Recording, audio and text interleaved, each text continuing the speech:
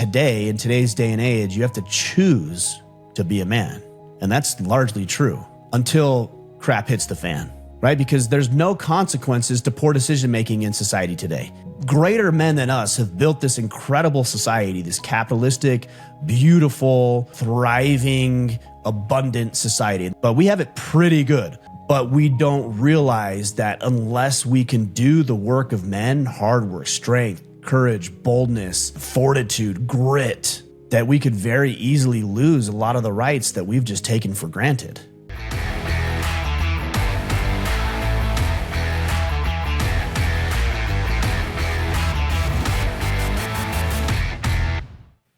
Guys, welcome to the Order of Man podcast. My name is Ryan Michler. I'm your host and the founder of this movement, and of course, this podcast as well. This is your Ask Me Anything. We're going to field questions from today, specifically the Facebook group.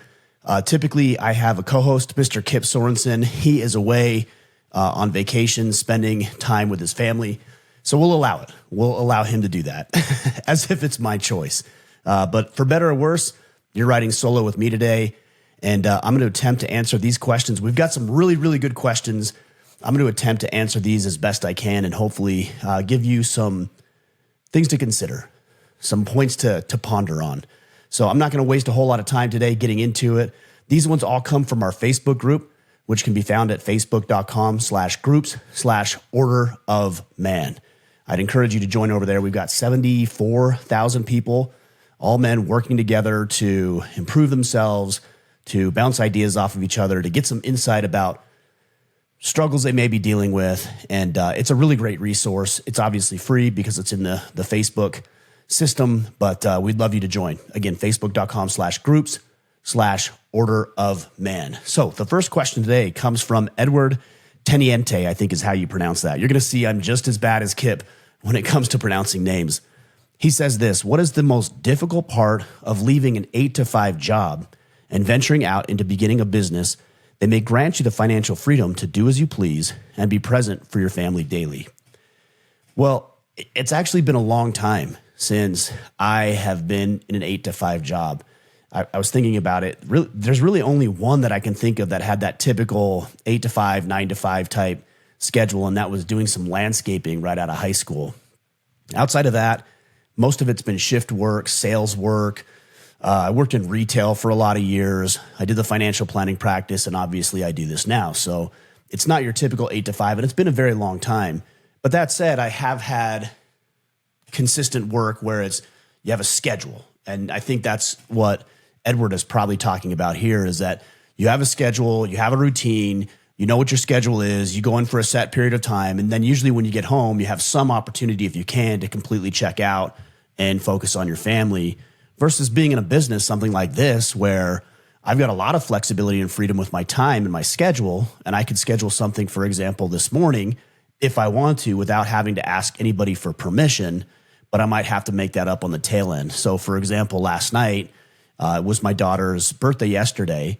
I decided that I wanted to take her to dinner, so I did. We went out to dinner. I came home, and I had to do a little bit of work to catch up for the day later that evening, 9, 10 o'clock at night. So it's not an 8-to-5, but I'm working just as many, if not more hours than when I was working in an 8-to-5.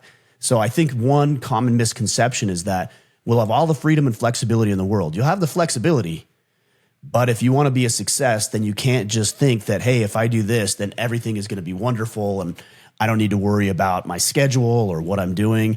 No, you need to be hyper vigilant. And that's the biggest thing to answer your question, Edward. That was a struggle for me, and I'm sure it's a struggle for a lot of people.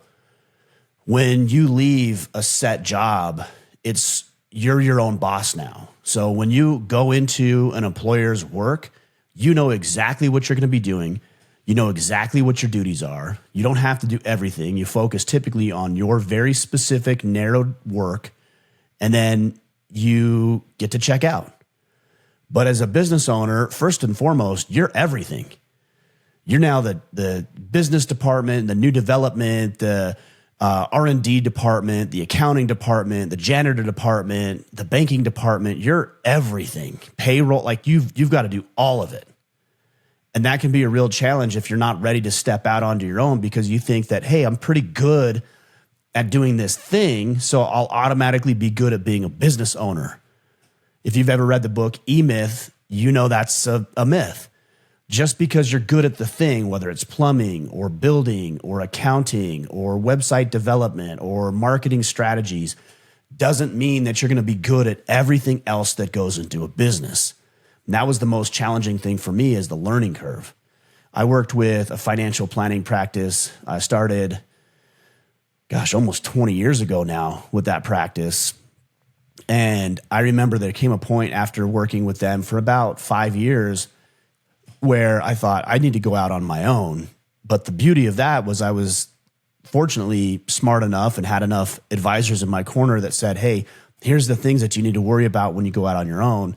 And so I spent about 8 months to a year working with this other firm, knowing that I was going to be leaving as I developed and learned the other side of the businesses besides just sales.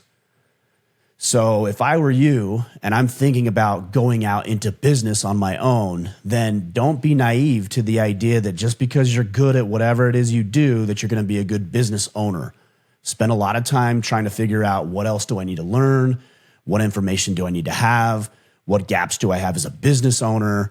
And then start working on filling those gaps now, so that when you transition in 6 months or 8 months or 12 months or in 2 years, you'll have a significantly easier time than just cutting off all ties and jumping in head first. And that's what a lot of Instagram type people will tell you: just burn the bridges and burn the boats and go all in.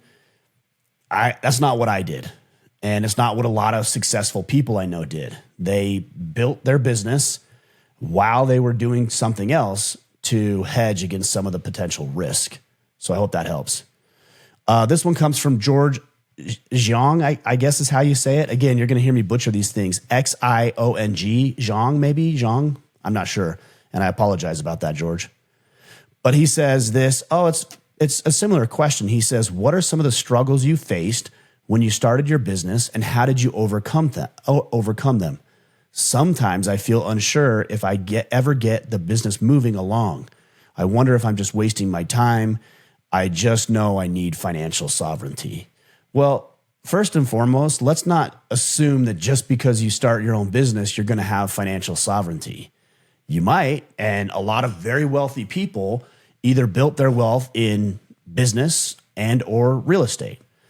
So the opportunity is definitely there, and the upward mobility for financial freedom and abundance, I think, exists to a greater capacity as an entrepreneur than it does an employee. But that's not to say you can't make great money as an employee, and there might not be reasons why you would want to be an employee over being an entrepreneur. But you've already made that decision.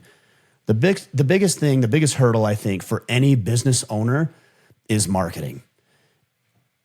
If you could have the best widget or gizmo or gadget in the world ever invented, ever created, the newest technology, just this cutting edge, beautiful product or service. But if nobody knows about it, then it really doesn't matter how wonderful the product is. So I think marketing is the oxygen in the lungs of the business, or the blood pumping through the veins, whichever analogy you want to use. You have to have a steady flow of prospects and clients through marketing, through branding, through social media development. For me, one of the biggest things that I focus on is learning how to tell good stories. Taking examples from my daily life and building them into an applicable story that has a lesson that people can use and gain some inspiration or motivation from, or education or literacy from. That to me is a huge component of what I do, and it's going to be a very important part of what you do. Can you tell a good story? Can you tell your business's story? Can you craft a message that resonates with people? If your message currently is not resonating with people, why? What can you do about it? What can you tweak and adjust and change? And how can you really land on the ears of your potential customers? That's always the biggest struggle for most businesses. You can figure out the tax stuff. You can figure out the accounting stuff. And those are good problems to have. If you're trying to deal with taxes and accounting, it means you have revenue. So you can deal with all of that. You can learn how to hire employees. You can learn HR. You can hire HR departments. You know the business well enough where you can come up with new ideas and new strategies for the application of your product or service, all of that stuff. I'm not going to say it's easy, but it's not as difficult as getting a new customer.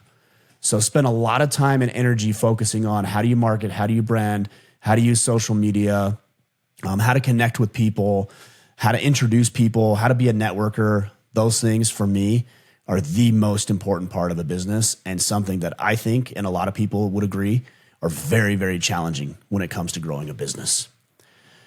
All right, let's go next to Will Luna. So these comments, I had made this post a couple of weeks ago and we got so many questions, I wasn't able to get to them all. But his question is how to get out of the roommate phase with my wife. Now, I do want to say that I did a podcast, I think it was maybe 2 weeks ago, August 23rd. So almost 2 weeks ago. And it's titled, How a Man Avoids the Friend Zone. So if you're listening to this on Spotify or Apple Podcasts, go back, listen to the Friday Field Notes that came out on August 23rd, How a Man Avoids the Friend Zone. And I get into some very key tactics, effective tactics and strategies that you can use to get yourself out of the friend zone, back into an intimate stage with your wife, or maybe you're not married and you have a romantic interest and you want to progress into a romantic interest as opposed to just being friends.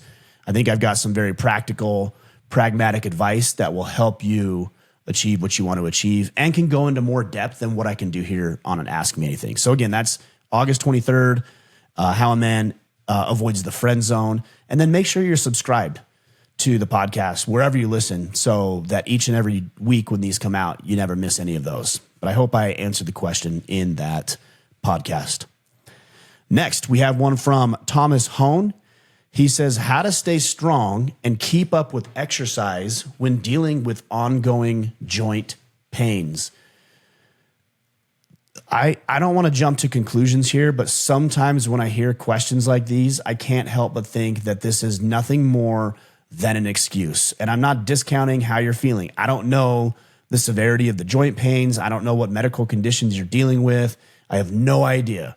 But when I hear questions like this, I can't help but think that maybe there's some excuse making about the joint pain. And I appreciate you asking the question because it means that you are interested in still developing strength and being fit, although you might be restricted from certain movements. The thing that we need to realize is that strength training, which is what I would call lifting heavy weights to build muscle, is not the only way to be fit. Now, I think it's something that every man should do. You know, you walk down the street and you see this skinny, scrawny little beanpole, you can't help but think that's not a masculine guy. On the other hand, you see a guy who's big and full and has muscle development and clearly, you know, can hold his own. That's somebody that we would just generally consider manly or masculine. Now, that doesn't paint the entire picture, right? Because that skinny, scrawny guy might be a killer at jujitsu. You know, the big fat meathead, he might be unable to move and lack any mobility to do anything effective in his life. So it doesn't paint the entire picture, but generally speaking, we can equate muscle mass to being manly and masculine, generally. So that's important, but it's not the only way. When I got injured, I was doing a lot of jujitsu, and when I got injured, I ruptured my pectoral muscle, complete rupture, 100% pulled away from the bone. I spent about 3 months between surgery and recovery where I really couldn't do much with my upper body. I certainly couldn't train jujitsu, but I went. All of my scheduled classes, I continued to go to jujitsu. I would sit in the corner and I would do box step-ups or sit-ups, not really any planking or push-ups or anything like that, just because I couldn't. I would do one-arm incline bench press with dumbbells. Whatever I could do, I would do. And then when the guys would train, I'd watch them and evaluate. And then after, when they did instruction, I would sit with all the guys and I would listen to the instruction, even though I couldn't actually do it. I've got another friend who's dealing with some other similar health conditions, injuries mostly, and everything has to be low impact. Well, he's got a pool. So he can go to the pool and he can stretch and he can move and he can swim. It's very low impact. Maybe there's a specific part of your body that you can't exercise. Maybe you have some knee or hip problems. Okay, what's to keep you from doing upper body work? Or what's to keep you from doing the elliptical machine or potentially even bike riding, something with low impact? The point that I'm making here is, Thomas, you need to get creative. And if you're using this as an excuse, and I'm not saying you are, but if you are, then you need to drop the excuse. There's an infinite number of ways to stay fit and healthy and active and productive and even build muscle in spite of medical conditions that you might be dealing with. And the only exception to that would be you're in a coma, where you literally cannot get out of bed and you literally cannot move your body at all in any capacity or any degree. Even people in wheelchairs can exercise, can move if they have the desire to do it and if they're willing to push aside the excuses and get to work in spite of what they're dealing with. Don't use it as an excuse. I don't think you are, because you wouldn't be asking the question, but look for creative ways to stay fit, stay healthy, stay motivated, even if it isn't ideal for you. And then you can work on recovery. You can work on nutrition. You can work on mobility. You can work on the things that your doctor prescribes for you in order to fix the health issues so that you can get back on the path that you want to be on. But it does not give us an excuse to stop. It just means we might need to take a different path for the time being. All right, here's one that I think might be a bit controversial, and I'll just get into it. This one comes from Leonard Galgay. He says, how is it that sexuality is not a factor in learning to do better in our roles of husband, father, brother, son, employee, etc.? Well, I mean, I asked for some clarification on this because it was worded in a way I didn't quite understand. He said, how is it that sexuality is not a factor? And through clarification, what he's saying is he does not believe that sexuality should be a factor when it comes to doing better in our roles as husband, father, brother, son, employee. And that I can agree with. If you're homosexual, bisexual, I still think you have an obligation and responsibility to improve yourself as a man and just a human being in general. And so just because you happen to like men doesn't give you a pass not to improve yourself as a man. I don't really know if that's an issue.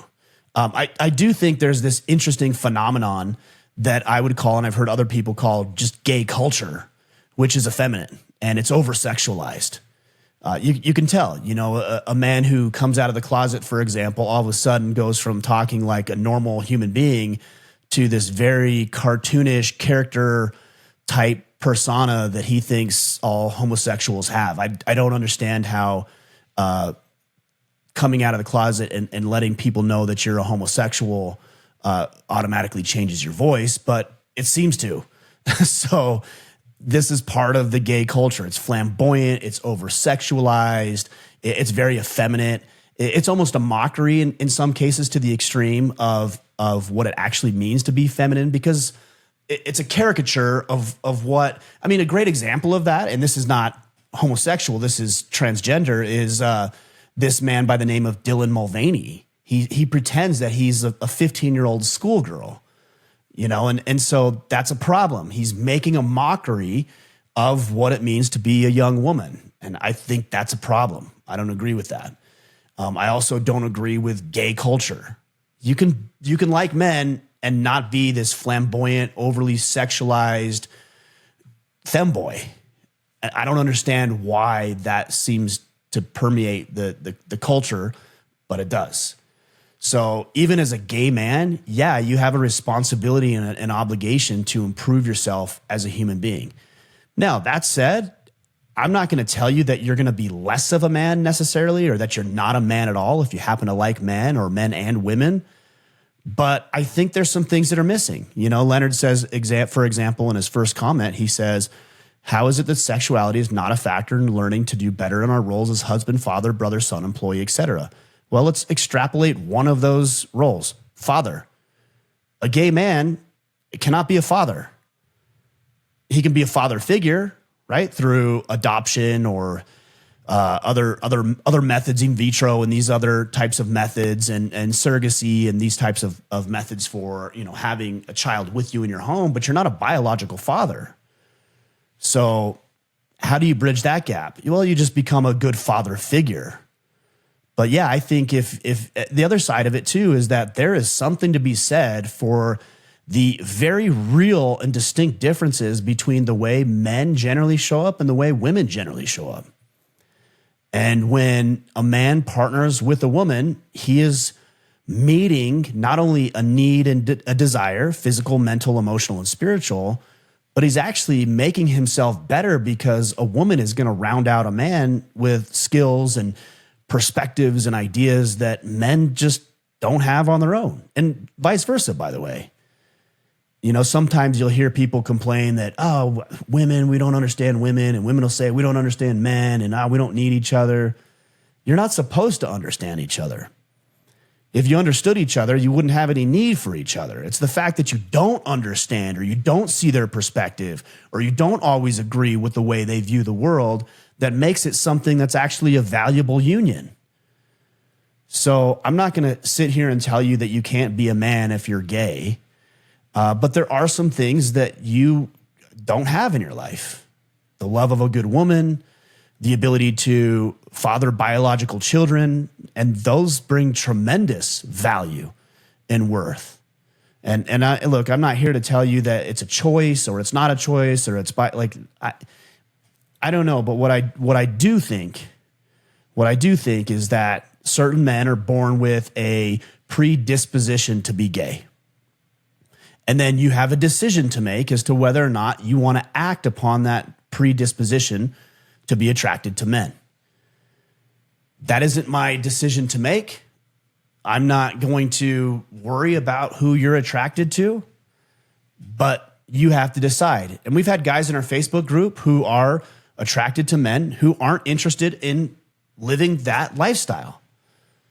And so we can talk about how you might resist what they would call a temptation. And we have other men who have no problem with that. But again, that's not my decision to make. But ultimately, whether you're gay or straight or bi or whatever, you do have a responsibility and obligation to make yourself better, not only for yourself, but for people who are relying on you. And that's what I think. Take it or leave it. Or let me know if I'm wrong, which I'm sure you will. Zachary Moore says, how do you have a healthy level of pride in your accomplishments and not go down playing them with, oh, anyone can do it with hard work, or I just got lucky? Yeah, this is a really good question. You know, it's hard at times for guys to accept praise. And I think that comes from this idea that we're supposed to be completely humble, and we should be humble. But accepting warranted praise is not at odds with being humble. If you did a good job at something and somebody says, good job, you can accept the compliment without letting it go to your head. Now, it could go to your head, or you could just decide, thank you, I worked hard, I appreciate that. And that's the first step in learning how to accept compliments with grace. And it's important that you do, because a compliment is a gift.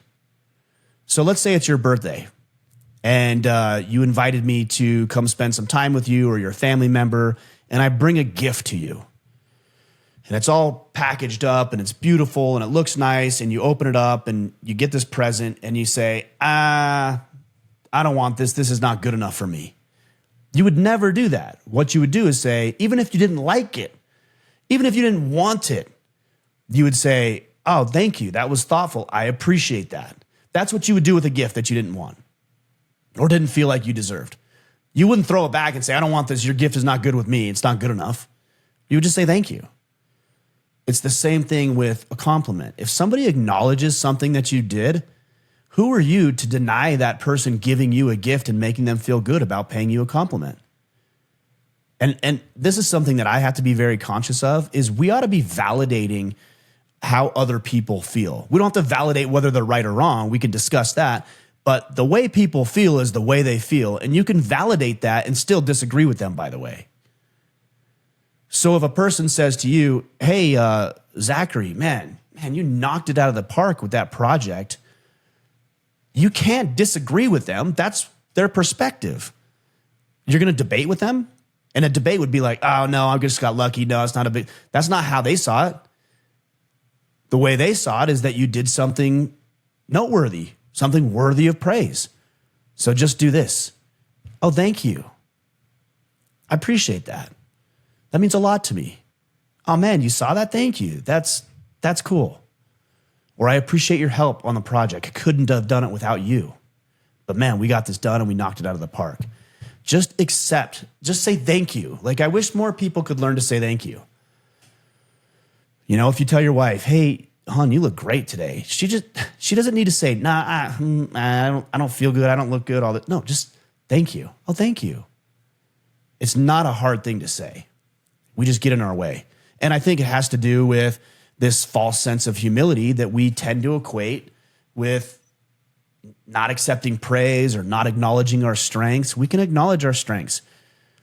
We can acknowledge when we've done well. In fact, we should, because then we can actually replicate what we created. And by the way, we don't make these decisions in a vacuum. If I do really well at work, I'm going to impact my employees, my employer, my community, my clients, all in a very positive way. A lot of people, and I think this might be more of a leftist ideology, especially as it pertains to capitalism, that somehow if I do well, it comes at the expense of other people. And unless we're in a zero-sum game, like a fight, like an MMA fight or something like that, this is not a zero-sum game. When I do well, it lifts other people up, as long as I'm doing it legally, morally, and ethically. So let's get past I don't. And a lot of times it's just false humility, right? You're just doing it as a virtue signaling thing, like, oh, me? No, shucks, not me. No, I didn't do anything. Just be honest, be sincere. Thank you for noticing. I appreciate that. That means a lot. That was kind. Thank you for the nice words. Very easy to do. And it will allow you to be more gracious and accepting of the gifts that people give to you. Let's go to, this one's from Noah. I don't think he has a question, but there was a point that he made in here that I wanted to address. He says, this is not a question, more of a statement. I just typed out 3 paragraphs of a question to realize I'm being an absolute child about the situation I'm in, and need to be grateful for the things that just got handed to my girlfriend and I. Thanks for your constant insight and wisdom. Thank you for bringing incredible people on your podcast to share their wisdom. It has truly changed my life. And here's a moment where I can exercise the answer to the previous question of just being grateful and gracious and saying, thank you for the compliment. I'm glad to know that the work that we're doing is impacting you in a positive way. That's why we do it. And I'm glad to know that the people that come on the podcast, you gain value from, and I'm honored to do this work. Now, the point that I wanted to make on this is that sometimes when we write these things out, or we start to reflect on them, or we start to vocalize the concerns and problems we have, or even just share it with a friend, we can work it out ourselves, right? We begin to come up with the solutions to our own problems. And that's what I'll tell a lot of guys in the Facebook group when they ask questions about, I have 2 business opportunities, which one should I do? I have no idea. I have no idea. I don't know your circumstances. I don't know your financial situation. I don't know your dreams and hopes and desires. It is not my place to say, choose option A. I have no idea. It's my place to say, what do you think you should do? Or here's a consideration based on a similar circumstance that I had in the past. Or what are you nervous about? What are the pros and cons of each? My goal, my job is to help people come up with solutions to their own problems. And you'd be amazed how many times when I say, well, what do you think you should do? How many guys will come back and say, well, if he knew what to do, he wouldn't be asking the question. That isn't true. How many times have you had an issue or a struggle or a challenge in life and you're thinking to yourself, man, I really think I should do option A, but I'm going to reach out and see if I can get some other insight or perspective. All the time. In fact, most of the time. Whenever if you're a normal man, a normal human being, when you're presented with an idea, of course, you move right into solution mode. Now, it might not be accurate. It might not be the best solution, but of course, you always have an idea of what you think you should do. So then what we can do is we can help you flesh out those ideas by asking you good and poignant questions. By having you dig a little deeper than maybe you did and not hit that surface level, but get down really into the real issues, into the pros and cons and struggles and future based on each of these options. So I like that Noah solved some of his own problems here. I'm not really sure what they are, but it sounds like maybe a difficult situation with his girlfriend, but he's wanting to be grateful for it and work through it. And so Noah, if you have additional questions or insight, I'd be happy to help you with that. I can't give you the answer, but I might give you some questions or some considerations. This one is, let me see here. What would be an approach to make understand beyond political frontiers that manliness is not negotiable? Well, I think, unfortunately, people need to realize that, and they will realize through either voluntary decisions or through hardship, that stepping up into manliness and masculinity is not something that you should negotiate with. A friend of mine, his name is Jack Donovan. He says that today, in today's day and age, you have to choose to be a man. And that's largely true until crap hits the fan, right? Because there's no consequences to poor decision-making in society today. We've built this, I shouldn't say we, greater men than us have built this incredible society, this capitalistic, beautiful, thriving, abundant society. And that's not to dismiss some of the issues and challenges that we have, and we can discuss those, and we always do. But we have it pretty good relative to every other culture throughout the rest of human history, including much of the cultures today outside of the US. We have it pretty good. But we don't realize that unless we can do the work of men, hard work, strength, courage, boldness, fortitude, grit, that we could very easily lose a lot of the rights that we've just taken for granted, that we didn't establish or defend ourselves. We're just a beneficiary of it. But you'll notice when things go south, whether it's an active shooter situation, a natural disaster, or some other form of emergency, everybody looks to the most capable and qualified man.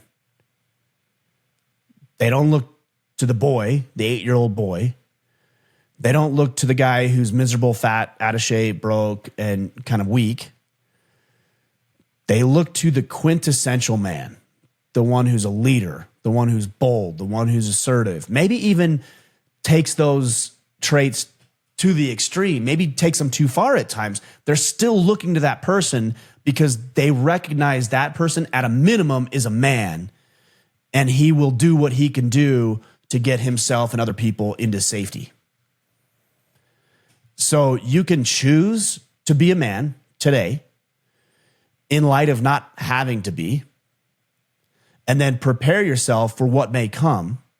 Or you can choose not to do that and then be forced and compelled and obligated to it in times of struggle and difficulty. And if you choose the latter, you're so far behind the curve that depending on the situation, you may get yourself killed or hurt, or other people killed or hurt. So I don't believe it's negotiable. And I believe that every single day we need to wake up and work on becoming better men. Now, one of the things that was interesting, and this is going to be a little polarizing here. This one comes from Sasha Flammersberger, by the way, and he says this as a follow-up. I said, which frontiers are you referring to? I'd be happy to address these questions, but I want more specifics. And he says this: the importance of masculine virtue seems to decrease significantly from the conservative end of the spectrum, the political spectrum, towards the left or liberal end. How can we make clear to the more left-oriented people that manly virtues are core values in themselves that should not be relinquished easily? Well, look, here's the reality: is those people who don't believe that manliness and masculinity are virtuous are the ones who turn to and are completely pathetic and helpless, turn to those who do possess manliness and masculinity in times of turmoil and stress.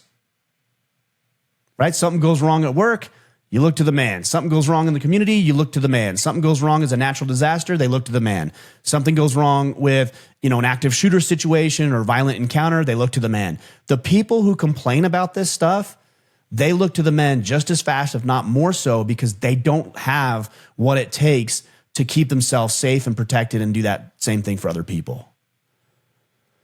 So they have a choice. See, this is the thing. Everybody has a choice. And it's not my job to choose for other people. It's just to highlight what I think is a good way to live. Now, I'm not going to say I have 100% figured out. I don't. I have my own problems that I deal with. But it's important that you allow people to make decisions. And so people who are more left-leaning, that maybe don't possess or even believe that some of these manly characteristics are virtuous and noble and righteous and good, what do you want me to tell them? There's nothing you can tell them until they see a good man in action. Somebody who's bold and capable, but also caring and empathetic and offers and affords grace. Like the guy who can do it with class. I don't think it's enough to just do good work or to get the job done without having this other softer side of things, which is do it right. Include other people. Take other people's thoughts into consideration. Those are the kind of people that others will follow. Now, it is interesting as we're talking about politics because I brought this up a couple of weeks ago and I made a post. It was very controversial. And it was 8 masculine political positions. And number 1 is peace is only possible through strength. National sovereignty is greater than everyone is welcome. Taxation is legalized theft. Second Amendment is mandatory. The family unit is the backbone of America. Free markets are the economic answer. The rule of law must be maintained, and equity is righteous, but equality is righteous, but equity is not. Most people agreed with most of those points. The only issue, surprisingly, that a lot of people took issue with was that taxation is legalized theft. I mean, what else would you call it? You're compelled to give the government your hard-earned money under threat of imprisonment or fines or loss of other property. What else would you call it? Now, I'm not saying that we shouldn't have taxation. I certainly can see why a small, very small marginal percent of our, whether it's state, federal income tax or sales tax, which is what I lean more towards, might be necessary to run a thriving society. It's still theft. Like I'm still compelled to give up my possession under threat. I don't know what else you would define it as, but that's beside the point. The reason I bring these up is because these are very masculine political positions. And the issue that a lot of people took issue with was the fact that I called them masculine positions. Well, they are. Because I look at everything that I do through the lens of protecting, providing, and presiding for my people. If you don't agree with that, that's fine. But I'm giving you an opinion that based on our God-given duty and responsibility to protect, provide, and preside, that these are the masculine political positions that align perfectly with that. So, for example, peace is only possible through strength. Of course, as men, if you're going to be a protector, you have to be strong. I mean, the alternative is being weak and cowardly and pathetic and thinking that everybody just needs a hug and you all want to sing Kumbaya around the global campfire while they run roughshod over you and everybody else and the things that are important to you. Are you kidding? But there's a lot of people, and this is more of a leftist position, that the reason there's so much turmoil and strife throughout the world is because, they just need to be understood. No, they don't. They don't even want to be understood. There's evil that exists in the world, and we need to understand that it exists so we can deal with it appropriately. And just because you're strong doesn't mean that you're going to go run over everybody against their will. It just means you can. And that's important. Some of the strongest, most capable physical men I know are also some of the most unassuming, kind, gentle souls you'll ever meet. But they can kill you. Literally, they can kill you however they want at any moment. So it's peaceful because you're strong. National sovereignty is greater than everyone is welcome. Of course. As the patriarch of your home, you don't open your doors and windows and just let random strangers into your house. No, it's protected. It's walled off. You vet the people that come into your house, right? They're friends and family members, people you trust, people you respect. You don't bring filth into your home. You protect it because you're the father, you're the patriarch, you're the dad, the husband, you're the leader of the household. Second Amendment protection, family unit, the backbone of society. Of course, that's a masculine position. We're called to lead our families. We're called to serve our kids. We're called to help them grow in righteousness. Free markets, of course, that's a masculine position. Individual and personal responsibility. I can make my choices how I want to spend my money, and you can make yours. And I'm going to try to add value into the world, right? Protect, provide, preside. I'm going to try to add value into the world that people are voluntarily interested in acquiring. The alternative is compulsion. You have to buy this thing, or you have to sell this thing. Like Kamala's doing that right now with housing prices and price gouging. She's going to, like one person or one committee is going to set a price for 300 plus million people. Tell me how that's masculine, that you have to do this. We're going to force you to sell your product for this much. We're going to force you to make these many items. That's communism.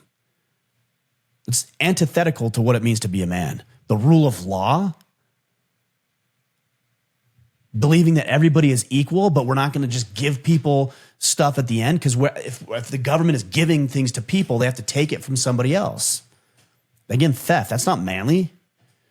So of course, these are masculine political positions. But if you're looking at it from a political perspective, and we can even just look at the data, more and more women are liberal, and obviously more men are conservative. I mean, these are not my opinions. This is the data. Like the data suggests this. This is some information from Gallup, and it says here, U.S. women, the title is U.S. women have become more liberal, men mostly stable. And to go into this a little bit, from 99 through 2013, about 3 in 10 women aged 18 to 29 identified as being liberal. So about 30% of women between the ages of 18 to 29 are liberal. But around 2020, 2022, 2023, it increased from about 30% up to, or 33%, I should say, up to about 41, 42%. So more and more women are becoming more and more liberal. And this specifically applies to educated, single women. And that's a growing segment. Women are outpacing men in formal education, and there are significantly more single, both men and women, than there have been in the past. So, of course, liberalism is growing because more and more women are in that demographic of educated and single. It says here that 14% of women aged 65 and older identified as liberal in 99, but this rose to 21% in 2013 and 25% by 2023. So 1 in every 4 women aged 65 and older identified themselves in liberal after 2013. I wonder why it's less. Why is it 25 for women over 65 than it is for women under 29? 40% to 25%. Because a woman who's 65 years old knows how the world works. There's a phrase, and I'm going to butcher it. It says, if you're how does it go? If you're conservative before, age 25, you're heartless. If you're a liberal after 25, you're brainless. That's really the difference. And I think that's why conservatism is more likely to be equated with masculinity, because it's a logic-based ideology. Liberalism tends to be a more emotional or feeling-based ideology. And we know the differences between the sexes. So that one's going to stir a lot of people up, but that's the reality of it. It'd be hard to convince me otherwise, but maybe you've got some points on it. But that, I think, is the reality of it. All right, looks like we might have 1 or 2 more. So this one comes from Devin Fox. He says, I've been struggling with deciding if we want a second child. Thoughts on being a one-and-done parent? Again, not my decision to make. Of course, you're just asking for my feedback. I see the pros and cons of both. Having one child allows you to focus and and really pour all your time and attention and energy into that one child. Having more than one child, sure, your time is going to be spread out, but if you have something to share and you have a way to provide for them, I think that's an important consideration. Then bringing children into the world is a beautiful blessing. And by the way, from a societal standpoint, we need more children in the world. Our birth rates are dwindling. They're falling so far behind, and it's just not sustainable. So we need good kids in this world, and we need righteous parents to raise them. Men and women who listen to this podcast and go to church and believe in, good, wholesome information and activities and ways to grow their families. We need that to offset the fact that we're just not having kids at the same rate. So it's really, really important that we bump up these birth rates. But I think you have to ask yourself, are you in the financial position to do it? Like, do you have the means to do it? And I think more importantly than that, because the means will come, especially if you're young. I remember when we first started having kids, we weren't in the best financial position. We could make ends meet and we could afford it, but it was still tight and scary at times. As I've gotten older, that's not as big of an issue as it was before. So, but you do need to consider whether or not you can handle the financial obligation, responsibility of bringing additional kids in the world. But I think you also have to ask yourself, am I going to be present and available physically, mentally, emotionally, and spiritually for this child? If you're not, then I would suggest you don't bring a child into the world, because we don't need another child who's not engaged with his parents. We don't need to send another child off to government indoctrination camps that we call schooling and have absent parents. And by the way, if you send your kids to school, I'm not saying it's horrible, but you better be involved as a parent. And if you're not, then I think you really run the risk of losing your child to a system that you probably don't believe in. But yeah, ask yourself if you're going to be present physically, mentally, and emotionally for this child. Another consideration is, how's the relationship with your wife, their mom? I've actually heard therapists even allude to or suggest that maybe in order to fix the relationship, have a child. What horrible, horrible advice. And what a shame that you would do that to a child. If you guys are struggling and talking about divorce and contention and animosity in the relationship, probably not the best time to bring a child into the world. But if things are good and you have visions and goals and your goals are aligned and you want to do this together forever, then I would say you ought to consider bringing a child into the world. There's another question here, and this is the last one today. This one comes from Jake Opinion. He says, it's for Kip, but I'll go ahead and answer it because Kip's not here. He says he was recently told that God won't, quote, use him because he has a heart of war. This is something Kip talks a lot about. I know this is something that you have discussed a few separate times, but can you riff off what heart of war means? So, for example, can I be a student of self-defense without having a heart posture that is a heart of war? If having a heart of war is inherently wrong, what would you suggest I do to reposition? I think a heart of war, essentially what that means is that you want to contend, you want to fight. There's animosity, there's contention, there's hostility built up in you. And usually that is derived from some sort of past experience or past story or past trauma that you're dealing with that you have not yet corrected. Or it might just be also some of the information that you've been exposed to. I think of an extreme example, a terrorist who wants to harm innocent people. That's a heart of war. That's contention. That's animosity. And it might come because there's some past story that he's telling himself that justifies it, or it might become because he's been indoctrinated through years and years of mental programming to behave and act this way and think like he does. So it could be either. But no, I don't think that just because you want to be a student of self-defense, for example, that you have to have a heart of war. I don't want to go to war with people. I don't want to battle with people. I don't have a lot of contention. Now, I'm willing to do it. If there's something that I need to make a stand for or something I don't believe in or some injustice that's taking place in front of me, then yes, of course, I'm willing to do it. It doesn't mean I want to. I don't find joy in it. I don't go out looking for it. I'm not trying to create contention. And in fact, if anything, I'm trying to be a peacemaker. Somebody who wants people to get along, who wants to work together, who wants to communicating, coordinate, and compromise. And if those things can work, I'm happy to do that. But if needs be, I'll go to war if I have to. And that's the distinction. Are you looking for it, or are you prepared for it? A separate paragraph, he says, additional details. This was told to me by the pastor's wife after a short conversation about me training jiu-jitsu, practicing with firearms, learning and reinforcing my situational awareness, and a disagreement on Jordan Peterson's famous quote, "Good men are dangerous men under control." The comment was made about me training for violence versus being meek and mild like Jesus. This meek and mild thing, she's so mistaken. This meek and mild thing doesn't mean weak and pathetic.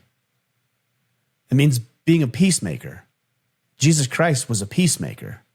He wanted peace, but he was willing to go to war. He was willing to battle. He didn't kowtow to people just because they didn't believe. He didn't soften up his language and his rhetoric just because it might offend people. He died in a brutal, horrible, painful, excruciating way for what he believed in. He was a warrior. Yes, he was meek and mild because he looked for the good in people. He was fulfilling a good and righteous mission and purpose on this planet. But we got to get past the idea that he wasn't willing to make a stand and he wasn't a strong person. He certainly was.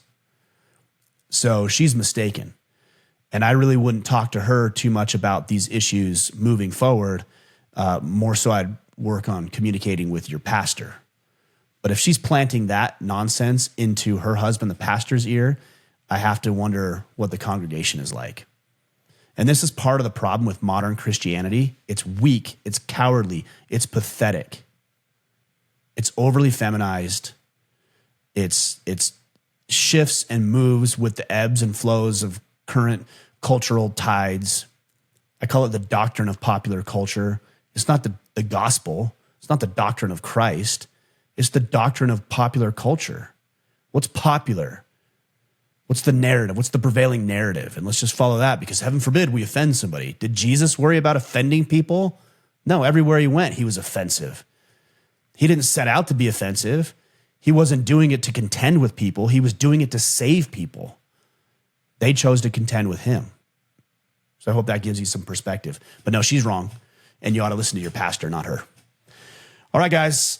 I hope that helps. I hope that gives you some insights and ideas. Again, I say this all the time. I don't think I have all the answers. I have some of the answers, and I have some words that may or may not work.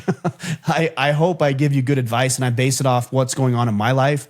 And I also base it off of the tens of thousands of men that I've worked with over 10 years in improving their relationships, improving their businesses, improving their ability to operate in the community. And I would highly encourage you, as we come into the middle of September, to check out our brotherhood, the Iron Council. We're having conversations like this, but they're going so much deeper into what you can actually do. And we're holding each other accountable. And when a guy, for example, this last one where he's like, I don't know if I should train jiu-jitsu because do I have a heart at war? We're going to say to you, no, you're going to train jiu-jitsu, and here's some schools, or you can come with me, and we're working together above and beyond just having discussions about it. Check it out at orderaman.com/Iron Council. All right, guys, that's all I've got for you today. We'll be back on Friday. Until then, go out there, take action, and become the man you are meant to be.